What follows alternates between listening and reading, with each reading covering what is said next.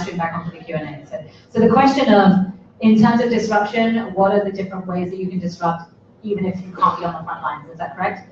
Okay. Stop buying things, right? Form collectives so that you are able to share things, whether it's clothes, whether it's tools, whether it's materials, whether it's furniture, whether it's appliances. Form collectives so that you're able to do that. You know, we need to be getting radical about how we shut down that system, right? So that means that instead of buying new clothes, we should be able to tailor the clothes that we have, or share clothes and then be able to, you know, sew them, change them, make them what we want them to be, right? Be able to repair things. So buy nothing groups, swaps, collectives so that we're able to share different things. Plant-based diet is a huge thing. And also, here's one thing to remember, right? Hopefully you will transition to a plant-based diet. If you are a person with privilege, you should be talking to your community about it. Sorry, live stream. The live stream decided to take a leap of faith into disrupting the system, and it leapt. Sorry about that live stream. Hope you're okay. Don't be dizzy. So whatever community you're from, you need to be talking to your community. If you are white, you have no right to talk to people of color about eating meat. You have no right whatsoever, because people of color have been starving and struggling and working to survive, and this is the system that they've been forced into. Okay, so it's not your job to be telling them. As it is, white people are the bulk of the problem anyway.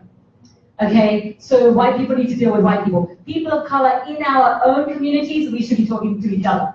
Because it's not just climate justice, it's also our health. It's also the fact that we've been forced into a system where the white people have convinced us that in order to be considered successful, we have to eat meat, right? Men of color get taught this.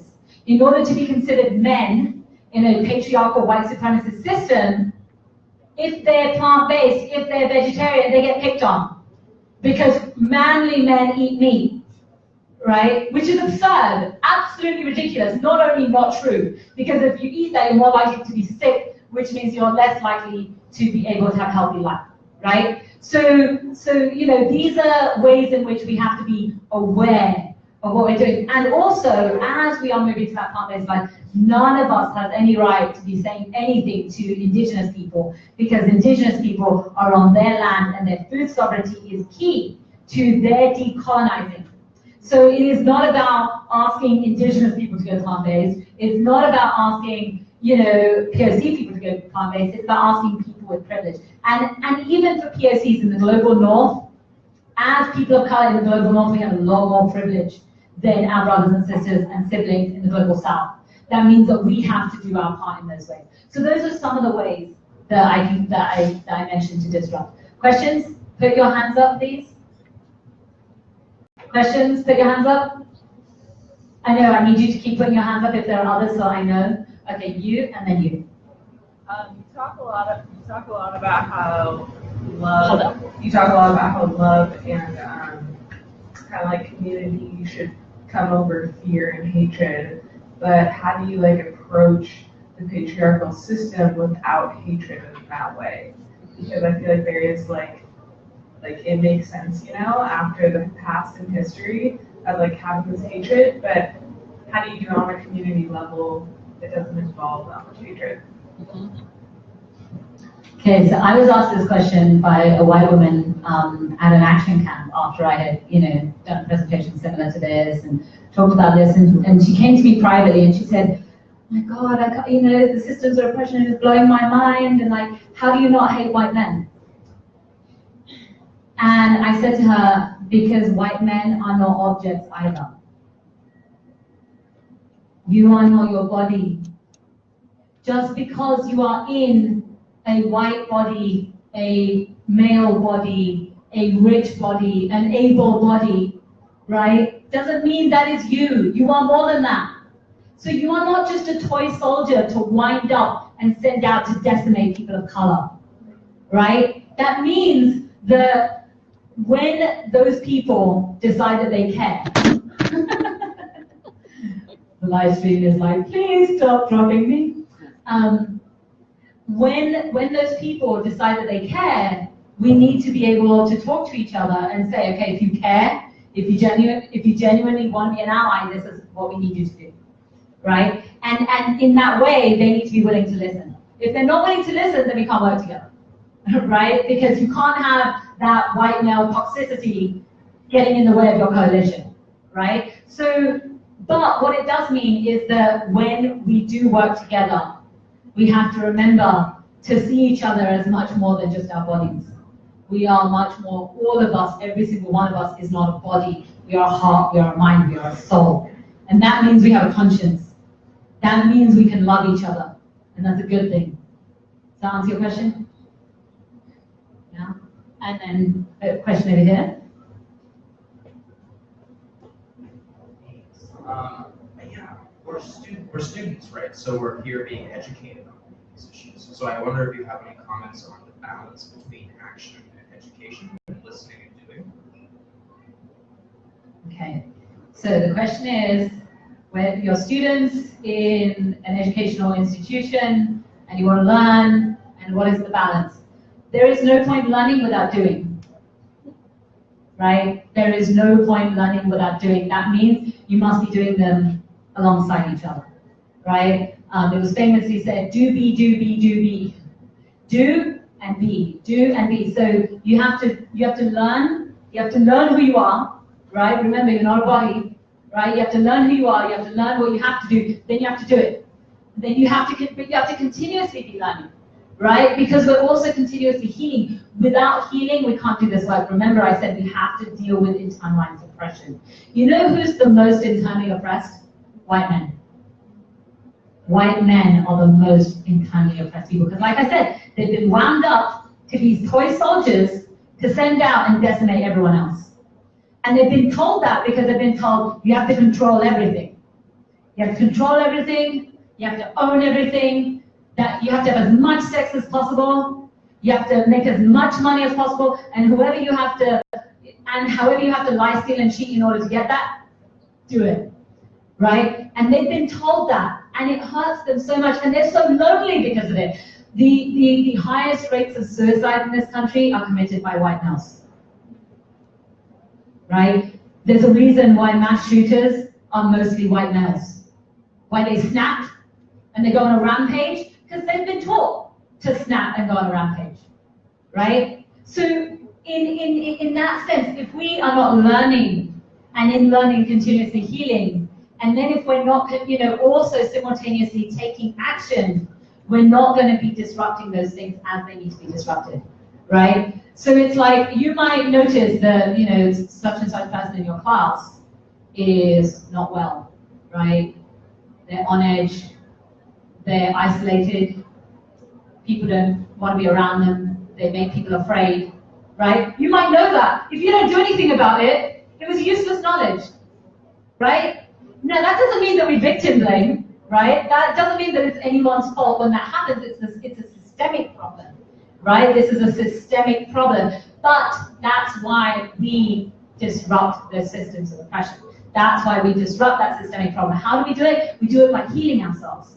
We do it by coming together and realizing that, if we're not going to the roots of why we have such a mental health issue, why we have so many, such high rates of depression, such high rates of suicide, right? Such high rates of so many different illnesses. Why? They're coming from all this inflammation. Where is all this inflammation coming from? The food that we eat and the environment that we live in and the oppression that we all suffer.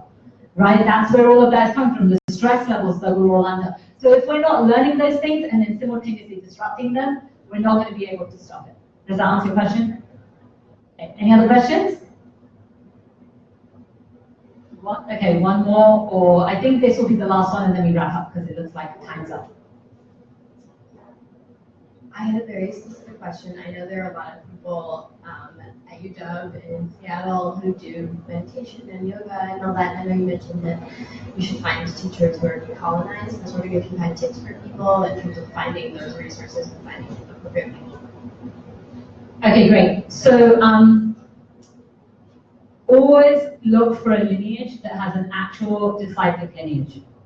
Okay? So not only should there be a spiritual teacher, but he needs to have a teacher. And he had to, and not just he, I'm saying he because in my lineage it's a he, right? But there can be people of any genders, right? And they have to have a spiritual master, and they have to have a spiritual master, and they have to have a spiritual master. When you see that, you will know that this is an ancient lineage.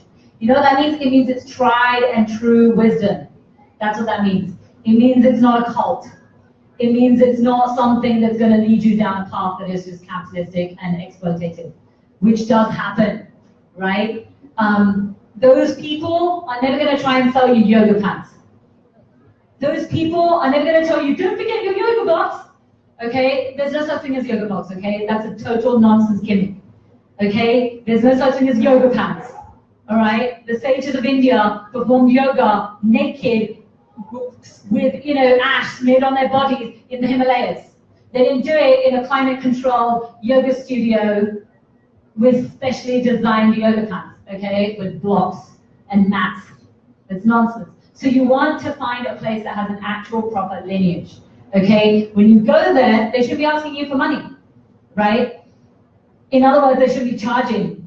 Anyone that charges you for yoga is a liar, right? They are not following the actual tradition. Yoga should never be sold. This is a spiritual practice. You don't sell spirituality, right? So never pay for it.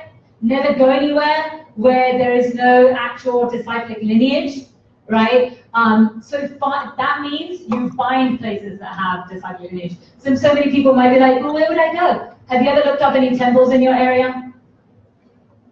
You go to the source. What is the source? Where does yoga come from? Yoga comes from India, and yoga comes from the ancient